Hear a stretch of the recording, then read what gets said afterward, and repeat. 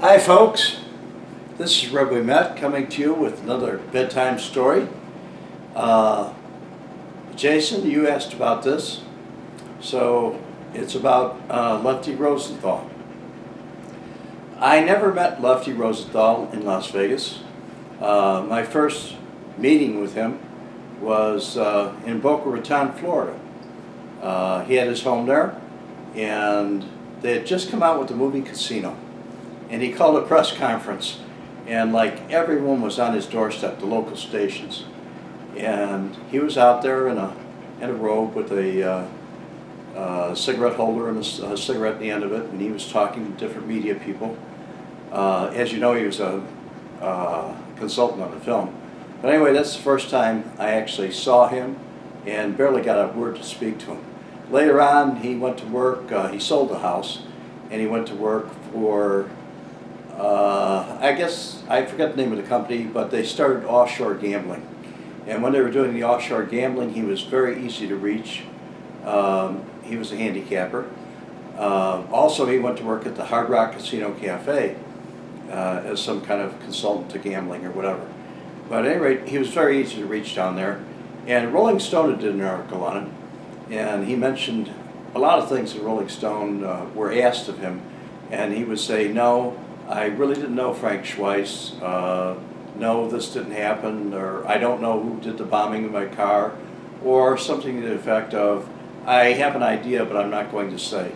So when I did get a chance to speak to him, he knew who I was, obviously from the news, but one of the things that did occur was we talked about Frank, and he did frequent the meat block on Wall Street until it was closed. He was quite aware of everything that went on, and he did say he was the most dangerous man he ever met. He feared him. He feared him just as much as I did or anybody else did. But Lefty was an older man by the time I saw him. He was frail, he looked like he had one foot on the grave and the other on the banana peel. But anyway, as we talked, he seemed to be just all about his business, all about gambling. Why didn't make offshore gambling legal? The Hard Rock Casino Cafe, having their casino there in Hollywood, Florida. But at that time he was living in a high-rise on Miami Beach. And his wife, as you know, passed away. But he said he moved there. I asked him why he moved there, and he said he moved there because when his kids grew up, and that's what he said, plural, is when his kids grew up, he wanted to leave the big house. It was on a large estate. It was probably, I would say, 10 acres or better. It had iron gates around it. It was a fine building, and definitely one of his kind of places. Even his condo in Miami Beach was probably worth around $3-4 million. But he kept it up till the day he died. I only spoke to him maybe 4 or 5 times. He was seen several times in the presence of Meyer Lansky and several other people down there. He definitely was an important man for the outfit, and he did not give up anybody for anything. However, now sources say that he was an FBI informant. He did give up something. But what it is, I will never know, and he never revealed it to me.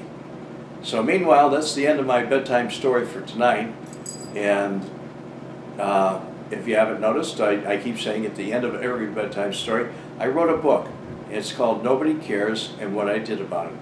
You can buy an autographed copy at redwemette.com.